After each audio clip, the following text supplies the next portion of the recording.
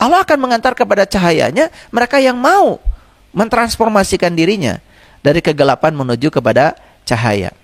Bukan karena paksaan dari luar. Para sahabat, menemukan kesadaran berarti menemukan Tuhan. Menemukan Tuhan, efek sampingnya adalah kita akan menemukan kebajikan. Jadi sekali lagi, para bijak, para suci, mereka mengajarkan kesadaran, bukan karakter. Jadi manusia tidak boleh menghakimi manusia yang lain. Makanya Allah mengatakan berulang kali dalam Al-Quran, Inna Rabbaka huwa a'lamu biman dola an sabilihi wa huwa a'lamu bil muhtadin. Cahaya sejati itu, kata Quran, walau lam tamsasunar, tidak pernah tersentuh oleh api. Itu yang disebut dengan cahaya sejati. Cahaya sejati itu abadi, tidak tergantung oleh kehidupan, tidak tergantung oleh kematian, dan cahaya sejati akan selamanya ada.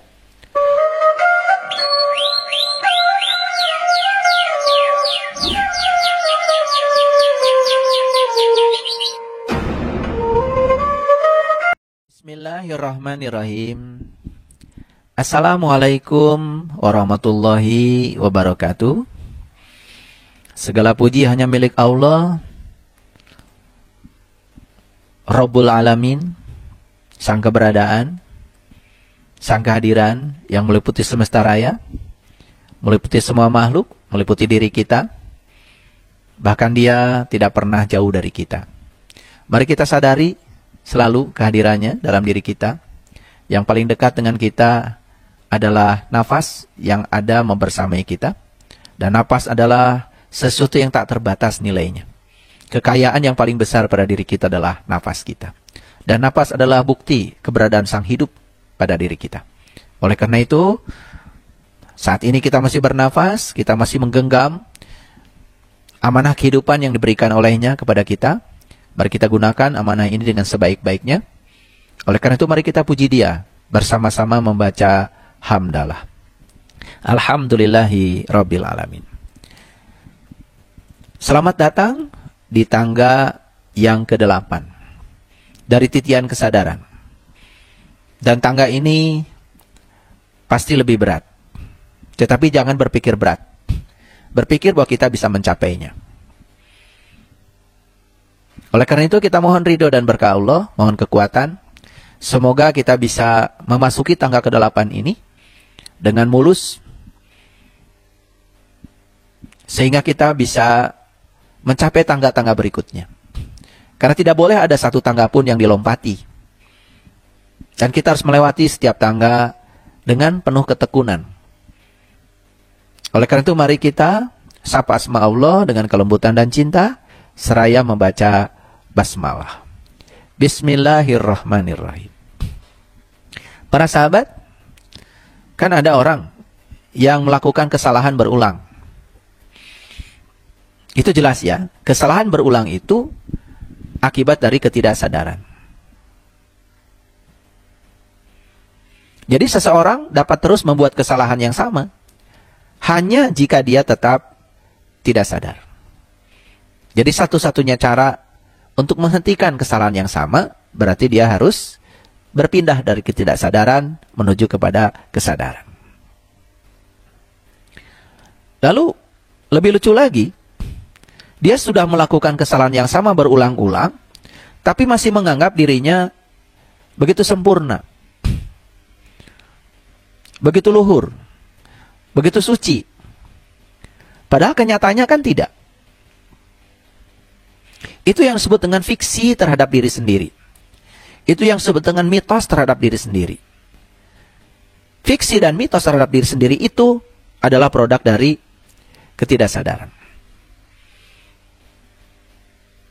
Tetapi saat seseorang mulai melihat kekurangan dirinya, maka kesadaran akan muncul. Nah inilah kenapa para guru, para suci, para nabi, para rasul selama berabad-abad hanya mengajarkan satu hal sebetulnya, yaitu kesadaran. Jadi kalau di Quran ada kata-kata Sidratil Muntaha, itu adalah penghujung kesadaran, puncak kesadaran. Karena memang yang diajarkan oleh semua nabi, semua rasul berabad-abad dan mereka datang dan pergi, itu hanya satu hal yang diajarkan oleh mereka, yaitu kesadaran. Kenapa? Betapa pentingnya kesadaran. Saya sudah membuat ilustrasi di tangga yang sebelumnya. Ada orang yang mungkin menganggap dirinya sudah melakukan kebajikan. Tapi kebajikan itu dilakukan hanya sebatas takut akan tekanan dari lingkungan. Contoh sederhana lah. Ada orang yang tertib berlalu lintas. Itu kelihatan seperti kebajikan. Tetapi tertib berlalu lintasnya itu kenapa?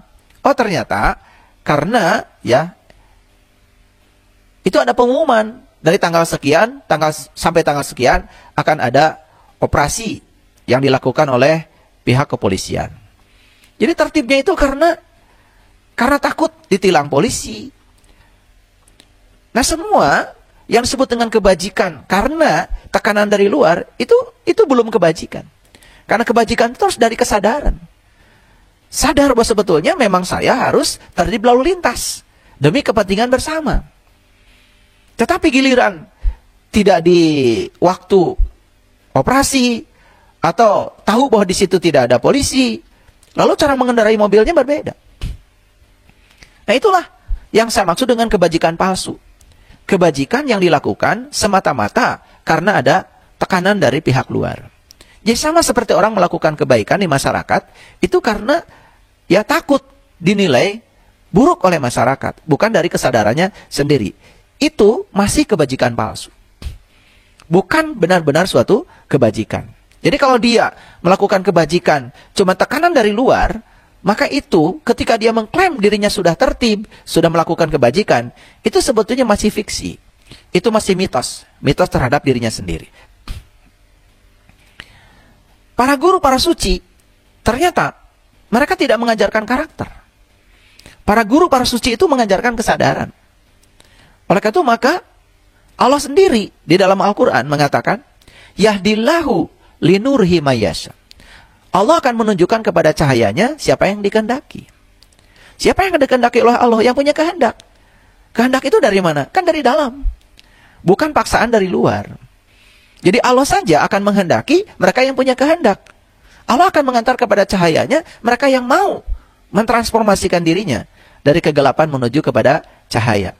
Bukan karena paksaan dari luar. Kan masih banyak ya orang yang menaati aturan itu karena takut hukuman. Menaati aturan karena ingin mendapatkan reward. Bukan dari kesadarannya sendiri. Nah, itu sangat berbeda. Sangat berbeda. Oleh karena itu maka siapapun yang melakukan kebajikan karena tekanan-tekanan dari luar, kebajikannya itu masih mitos. Masih fiksi. Sekali lagi, para nabi, para rasul, para sunan, para wali, yang diajarkan mereka itu adalah kesadaran. Makanya pantas ya kalau Nabi Muhammad mengatakan awal beragama adalah mengenal Allah. Kan itu sebenarnya pendidikan kesadaran. Dan Allah yang harus kita kenali kan adanya di dalam. Aku bersamamu, lebih dekat kepadamu daripada urat nadi lehermu. Jadi artinya ya kita disuruh untuk meniti ke dalam. Sehingga ketika meniti ke dalam, menemukan kesadaran murni di dalam, yang akan keluar itu adalah kesadaran. Produk kesadaran itu pasti kebajikan yang murni. Bukan kebajikan yang palsu. Jadi kalau kita memperhatikan, ya lebih jauh lagi, karakter itu kan sebetulnya bentukan lingkungan. Karakter itu akan membuat seseorang untuk belajar benar salah, baik buruk, atau yang disebut dengan dualitas. Padahal benar salah, baik buruk, itu kan sebetulnya hanya penilaian pikiran. Sesuatu yang disebut dengan benar, itu bukan kebenaran. Sesuatu yang disebut dengan baik, itu juga belum tentu kebenaran. Kan itu kan kesepakatan saja. Benar salah, baik buruk, itu kan kesepakatan. Itu adalah bentukan dari pikiran. Yang dibutuhkan kan sebetulnya adalah kesadaran untuk melihat itu sebagai suatu kebenaran. Karakter itu memaksakan ide. Bahkan kita dari kecil sebetulnya kan dipaksa terus-menerus untuk menelan ide-ide yang yang diinstalkan di pikiran kita. Karena saat itu kita begitu polos, begitu rentan, begitu halus, ya, sehingga apapun yang dijejalkan kepada kita, oleh kita diterima tanpa penolakan. Oleh karena itu maka karakter yang pernah dijejalkan kepada kita sejak dari kecil, kan sekarang ada jejaknya pada diri kita. Masih ada sisanya pada diri kita. Masih ada residunya pada diri kita. Lalu kita menjadi terkondisi sejak awal. Nah, pengkondisian ini terus menguasai hidup kita. Pengkondisian ini akhirnya memperbudak kita. Jadi akhirnya kita diperbudak oleh pengkondisian. Tetapi kita tidak sadar bahwa sebenarnya kita sudah dikondisikan. Makanya pengkondisian itu akan menjadi penjara bagi kita. Lalu kita tidak akan pernah menemukan kebebasan. Nah, bagaimana kita bisa mencapai kesadaran kalau kita masih belum bisa melepaskan dari segala pengkondisian? Jadi sekali lagi, para bijak, para suci, mereka mengajarkan kesadaran, bukan karakter. Jadi kesadaran itu berarti bahwa kita tidak belajar dari orang lain. Jadi kesadaran ini kan tumbuh dari diri kita sendiri, tumbuh dari pengalaman pribadi kita. Nah, sedangkan benar dan salah, itu kan kebanyakan, itu adalah belajar dari orang lain. Jadi kesadaran itu adalah bahwa kita tidak belajar dari orang lain. Nah, itulah pentingnya kita mengalami. Makanya ada kata-kata bijak, malam yazuk lam ya'rib. Yang tidak mengalami tidak akan paham. Jadi sebetulnya pemahaman yang sebenarnya itu dari pengalaman, bukan dari apa kata orang. Nah, selama ini ya kita sering terjebak untuk menyatakan benar salah dari apa kata orang. Itu kan bentukan lingkungan dari penilaian pikiran. Oleh karena itu maka belajar kesadaran hanya perlu masuk ke dalam. Belajar kesadaran berarti perjalanan batin. Ketika kita memperjalankan batin kita ke dalam, itu sudah cukup. Semakin dalam kita masuk, maka semakin banyak kesadaran yang kita peroleh. Ketika kita bisa mencapai pusat, disitulah kita akan menemukan cahaya sejati. Dan begitu cahaya sejati kita temukan, maka kegelapan akan hilang. Karena begitu cahaya ditemukan, kegelapan pasti hilang. Karena kegelapan itu tidak berdaya ketika mengalami kehadiran cahaya. Jadi saat kita membuat cahaya kita ke dalam sebuah ruangan, kita tidak perlu mendorong kegelapan. Maka kegelapan akan keluar dari ruangan itu secara otomatis. Jadi begitu kita sudah ke dalam, mengambil cahaya sejati dari dalam, dan cahaya sejati itu dibawa keluar, maka dimanapun ada kegelapan di luar diri kita, dengan cahaya yang kita bawa itu, maka kita akan mampu mengusir kegelapan dengan menghadirkan cahaya, bukan mengusir kegelapan dengan kegelapan. Itulah pentingnya kita meniti ke dalam diri. Makanya, kenapa perjalanan para nabi, para rasul mengajarkan ke dalam? Karena yang diajarkan mereka adalah kesadaran, untuk menemukan kesadaran murni, dan kesadaran murni adanya di pusat. Jadi para sahabat, ketika kita sudah ke dalam dan menemukan cahaya sejati, maka cahaya sejati itu akan bisa mewarnai yang di luar. Kehadiran cahaya dalam suatu ruangan sudah cukup. Karena kegelapan itu sesungguhnya adalah ketiadaan cahaya. Jadi kegelapan itu adalah ketiadaan cahaya. Begitu hadir cahaya, maka kegelapan akan sirna. Nah, apa yang selama ini dilakukan banyak orang? Yaitu terlalu sibuk mengamati keluar. Dan bahagian yang paling penting yang harus kita perhatikan dari sifat manusia, itu terlalu banyak melihat keluar. Begitu kita terlalu banyak melihat keluar, apa yang terjadi? Begitu ada yang berbeda, kita menjadi sangat asing. Dan kemudian kita menggonggong perbedaan itu. Padahal perbedaan itu adalah hukum alam. Karena setiap manusia itu ya datang ke dunia ini kan bukan untuk menjadi orang lain. Setiap manusia itu datang ke dunia ini untuk menjadi dirinya sendiri. Karena setiap manusia itu unik. Wajah kita saja berbeda. Jadi kalau pikiran kita berbeda, harusnya dihargai. Bukan pikiran orang lain harus paksa sama oleh kita. Karena kita tidak pernah bisa memaksa pikiran orang lain harus sama dengan kita. Karena apa? Karena memang kita datang ke dunia untuk tujuan yang berbeda. Kita akan dipakai oleh Allah untuk menjadi kepanjangan tangan Allah untuk tujuan yang berbeda. Makanya yang paling tahu rencana besar manusia datang ke dunia kan Allah Sang Maha Pencipta. Jadi manusia tidak boleh menghakimi manusia yang lain. Makanya Allah mengatakan berulang kali dalam Al-Quran, Inna Rabbaka huwa a'lamu biman dhalla an sabilihi wa huwa a'lamu bil muhtadin. Hanya Allah yang tahu siapa yang tersesat di jalannya dan siapa yang mendapatkan petunjuk. Hanya Allah yang tahu. Jadi artinya tidak ada satu manusia pun di dunia ini yang diberi otoritas untuk menilai orang lain apakah dia sesat atau dia mendapatkan petunjuk. Karena hanya Allah. Itu kata Quran. Dan Quran adalah pedoman hidup kita. Jadi kalau kita berpedoman pada Al-Quran, maka kita harus mengikuti apa kata Al-Quran. Jangan kita kemudian mengklaim berpedoman pada Al-Quran, tapi kenyataannya sikap kita sangat jauh berbeda dari apa yang harus dipedomani dari Al-Quran itu.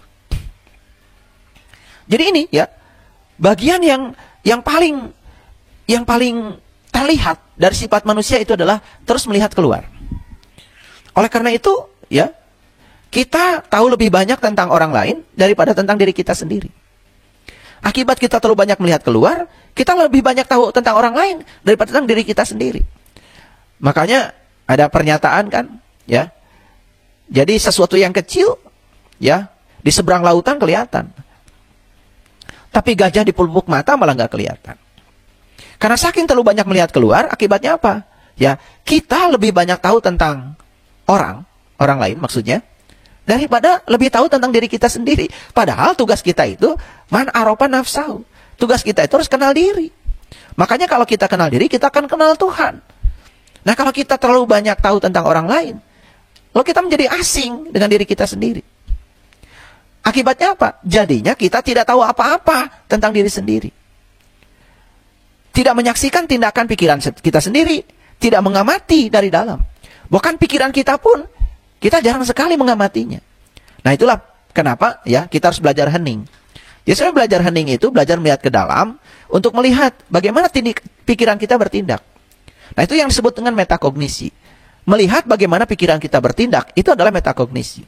Karena ya pikiran kita bertindak itu akan menyebabkan mulut kita bertindak. Pikiran kita bertindak akan menyebabkan ya tubuh kita juga bertindak.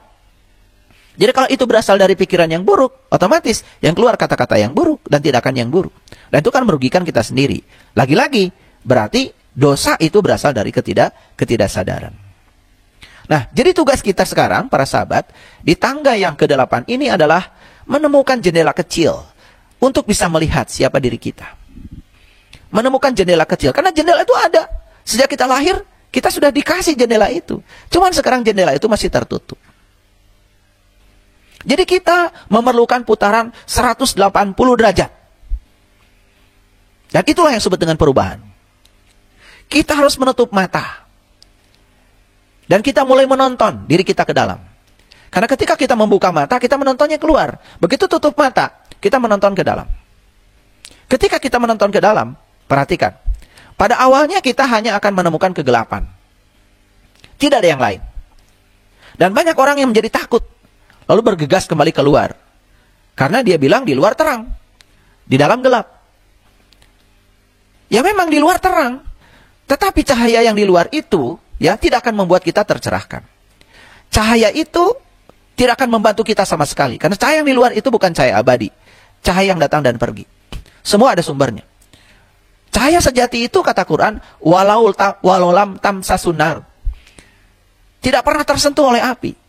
Itu yang disebut dengan cahaya sejati. Cahaya sejati itu abadi. Tidak tergantung oleh kehidupan, tidak tergantung oleh kematian. Dan cahaya sejati akan selamanya ada.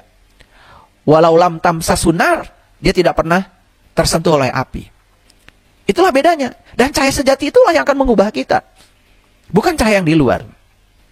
Jadi sebetulnya kita membutuhkan cahaya batin. Cahaya yang sempurna ada di dalam diri kita sendiri. Cahaya yang bahkan tidak dapat dipadamkan oleh kematian. Itulah yang disebut dengan cahaya abadi. Makanya, ya, kalau di Quran dikatakan orang yang mati syahid itu sesungguhnya tidak mati. Karena mati syahid artinya mati dalam keadaan menyaksikan. Menyaksikan apa? Dia sudah mampu menyaksikan cahaya abadi di dalam dirinya. Bahkan dia sudah menyatu dengan cahaya abadi dalam dirinya. Maka tidak mati. Karena cahaya abadi tidak pernah terpengaruh oleh kematian. Nah, itulah pentingnya kita meniti ke dalam diri. Dan disitulah sebetulnya kita akan menemukan kesadaran. Dan kita memiliki cahaya itu. Kita dilahirkan bersama cahaya itu. Tetapi sayang kita tidak pernah memandangnya. Karena selama berabad-abad, ya, selama banyak kehidupan, kita melihatnya keluar terus. Dan itu telah menjadi kebiasaan mekanis. Makanya kita menjadi lebih banyak tahu tentang orang lain daripada tentang diri kita sendiri. Inilah ketidaksadaran. Jadi sekali lagi, ada jendela kecil dalam diri kita. Ada jendela kecil menuju kepada keberadaan di dalam diri kita sendiri. Dan ketika kita bisa membuka jendela kecil itu, melihat ke dalam, maka kita akan menjadi tahu siapa sesungguhnya diri kita. Tugas kita adalah menggali. Tugas kita menggali. Karena ketika kita menggali, maka kita akan membebaskan kegelapan. Kita hanya terus menggali. Kita harus terus melawan kegelapan dengan cara menghadirkan cahaya. Segera kita akan melewati kegelapan dan memasuki alam yang terang. Dan cahaya ini adalah cahaya sejati. Jauh lebih benar daripada cahaya matahari, bahkan cahaya bulan. Karena semua sumber cahaya yang di luar bersifat sementara. Sedangkan cahaya yang di dalam itu, ya, selalu abadi. Para sahabat, matahari yang umurnya miliaran tahun, cepat atau lambat, suatu saat akan menjadi lubang hitam. Itu akan mati. Tidak ada cahaya yang akan datang darinya. Betapapun lama itu berlangsung, tetapi tidak berlangsung selamanya. Tapi cahaya batin tidak memiliki awal dan tidak memiliki akhir. Cahaya batin tidak ada awalnya dan tidak ada akhirnya, akan selalu abadi. Yuk, jangan cari cahaya sementara, cari cahaya abadi dalam diri. Jangan berfokus pada karakter, tetapi hanya berfokus pada kesadaran. Menjadi lebih waspada, menjadi lebih sadar, masuk lebih dalam, dan lebih dalam lagi ke dalam diri. Sampai kita menemukan pusat keberadaan kita. Selama ini kita tinggal di pinggiran.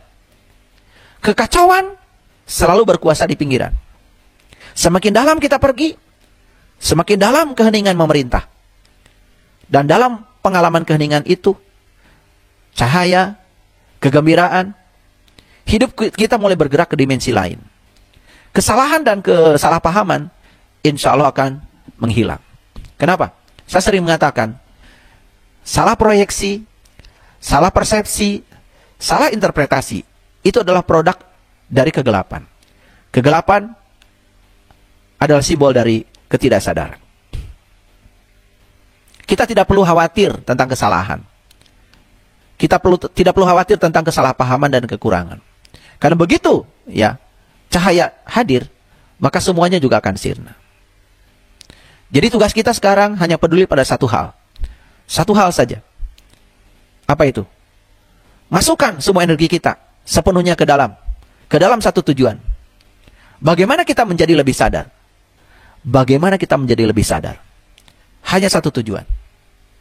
Kerahkan semua energi kita agar kita bisa mencapai satu tujuan itu. Bagaimana kita menjadi lebih sadar? Jika kita mengerahkan seluruh energi kita ke dalam secara total, itu akan terjadi. Tidak bisa dihindari. Dan ini adalah hak kita. Ini adalah pilihan kita. Lalu kebaikan di mana? Para sahabat, kebaikan itu hanyalah efek samping dari kesadaran. Jadi kebaikan itu efek samping dari kesadaran. Hanya efek samping saja. Kalau kita bicara tentang moralitas, itu berkaitan dengan kualitas baik atau kualitas buruk. Orang yang baik menurut moralitas, ada orang yang jujur, benar, tulus, dapat dipercaya.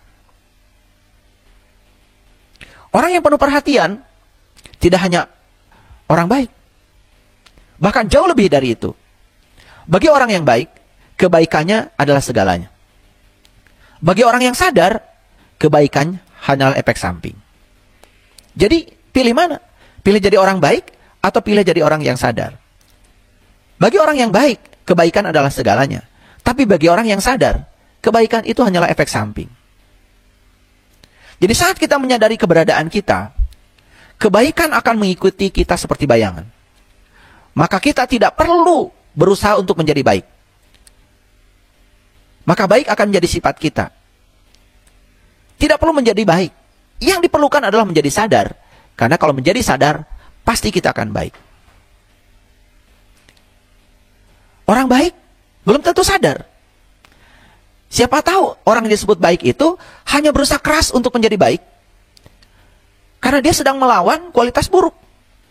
Dia sedang melawan kebohongan, sedang melawan pencurian, sedang melawan ketidakjujuran, sedang melawan kekerasan. Mereka yang berada dalam orang yang baik, tetapi dalam bentuk tekanan kebaikannya, suatu saat akan meledak. Bahkan orang baik bisa berubah menjadi jahat. Dengan sangat mudah.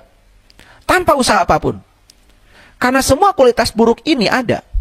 Ada sebenarnya dalam dirinya. Cuman dia sedang berusaha untuk menjadi baik.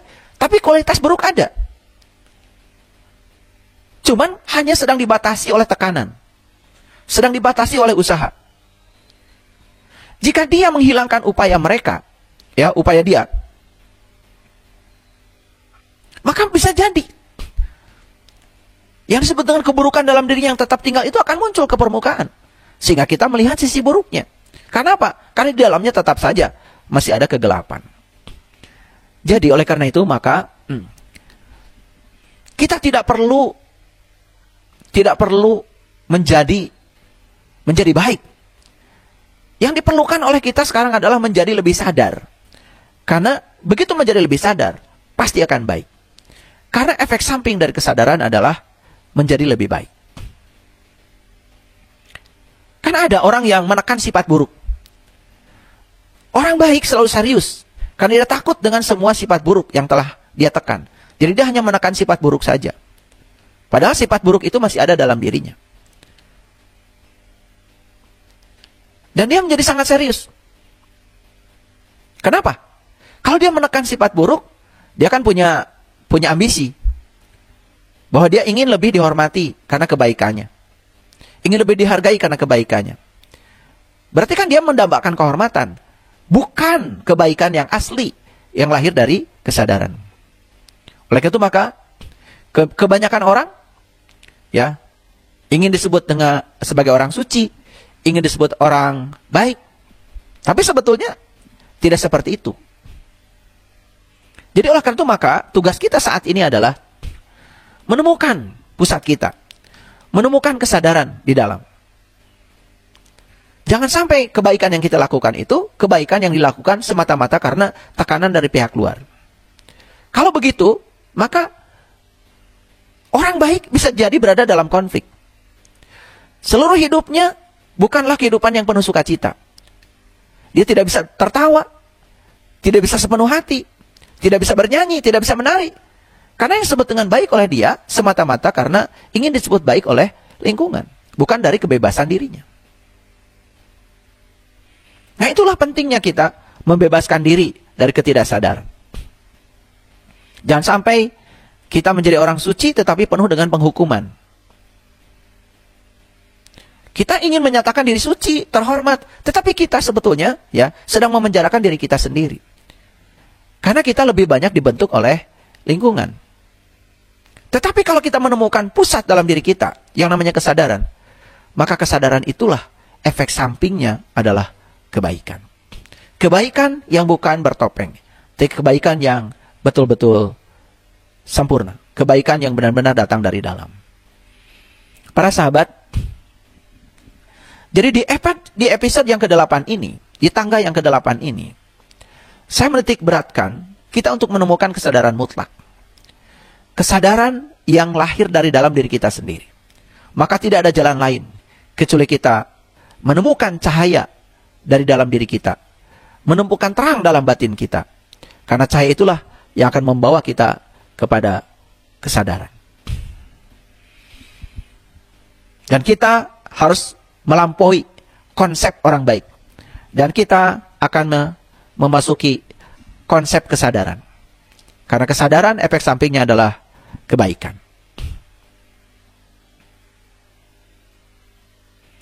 Para sahabat, menemukan kesadaran berarti menemukan Tuhan. Menemukan Tuhan, efek sampingnya adalah kita akan menemukan kebajikan. kebajikan yang hakiki, kebajikan yang tidak bertopeng. Itulah pentingnya kita meniti ke dalam diri. Terima kasih. Assalamualaikum warahmatullahi wabarakatuh.